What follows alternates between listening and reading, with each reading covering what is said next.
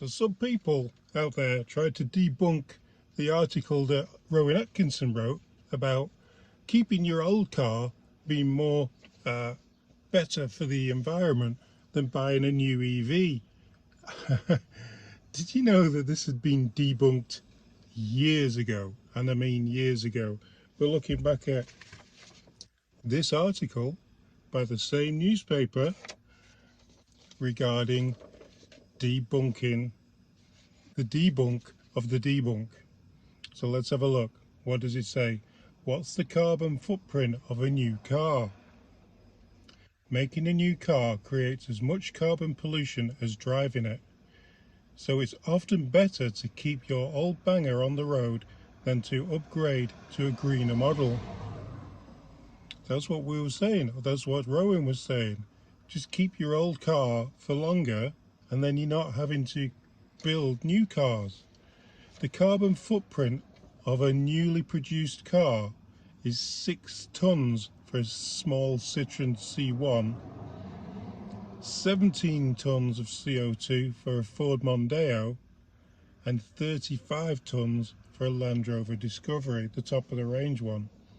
The carbon footprint of making a car is immensely complex. So remember, this comes from The Guardian, the same people who posted Rowan Atkinson's article, and the same people that debunked the same article with that guy I can't remember his name of. So yeah, he worked for the World Economic, he was funded by the World Economic Foundation. Ores have to be dug out of the ground and metals extracted. These have to be turned into parts. Other components have been brought together. Rubber tires, plastic dashboards. Remember, plastic, you can't ban oil because you need plastic. Plastic dashboards, paint, and so on. All of this involves transporting things around the world. The whole lot then has to be assembled, and every stage in the process requires energy.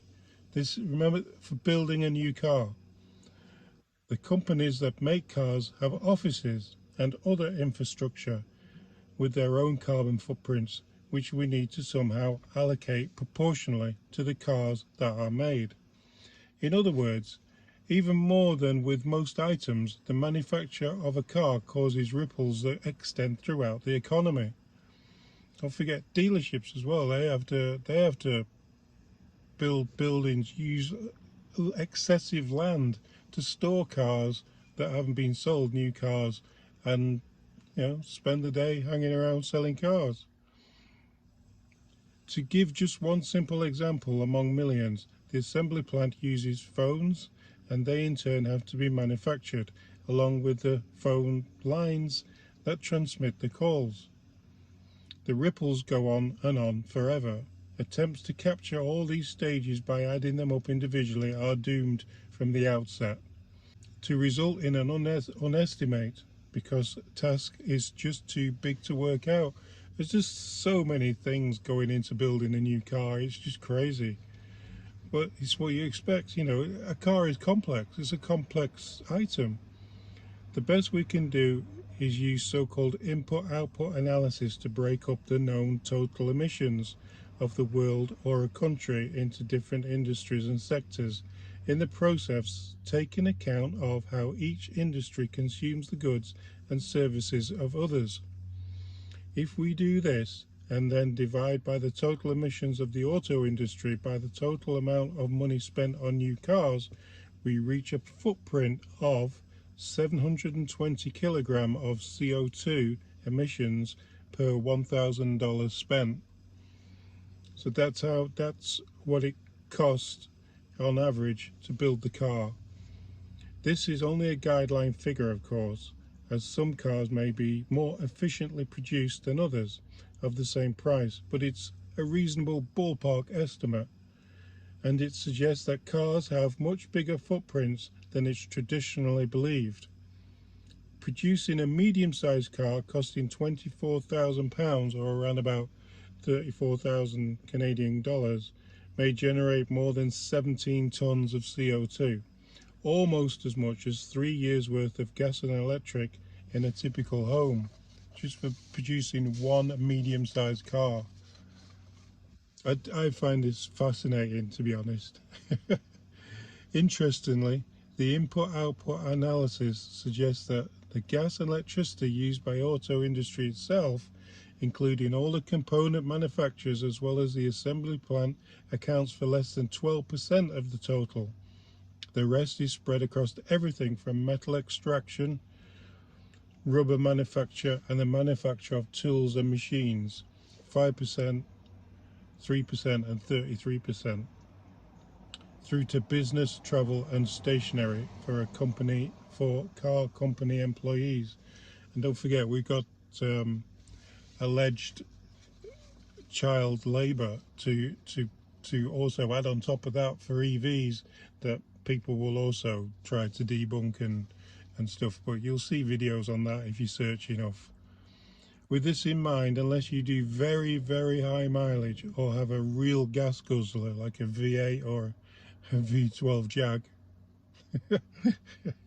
V12 Jags, people start commenting, oh, it's got a converter on it. It generally makes sense to keep your old car for as long as it is reliable and to look after it carefully to extend its life as long as possible. If you make a car last up to 200,000 miles rather than 100,000, then the emissions for each mile of the car does in its lifetime may drop as much as 50%. Just keep driving your old car, guys, as a result of getting more distance out of the initial manufacturing emissions. Yeah, so what it costs in emissions to build it are like getting less and less and less the further you use that item. When you do eventually replace your car, it obviously makes sense to do so with a light, simple and fuel efficient model. That way you'll be limiting both the manufacturing and the exhaust pipe emissions. But before you buy, look into car clubs, especially if you live in a city centre. You may save lots of money while reducing your car's need for production by renting a car from a club. No, I don't think, do you do that? Have you ever done that? I don't think many people do that. Of course, the exact benefits of new versus old cars, diesel versus hybrids, car clubs versus owning, and so on are different for each person. And then they put a link to startup.org. To find the greenest choice for you, check out the new interactive greener car guide. So this is basically this is basically an advert for a car guide that the same paper has debunked an article that they then had published years later, hoping that nobody goes back and reads all the old articles. But we did. Keep your old car, guys.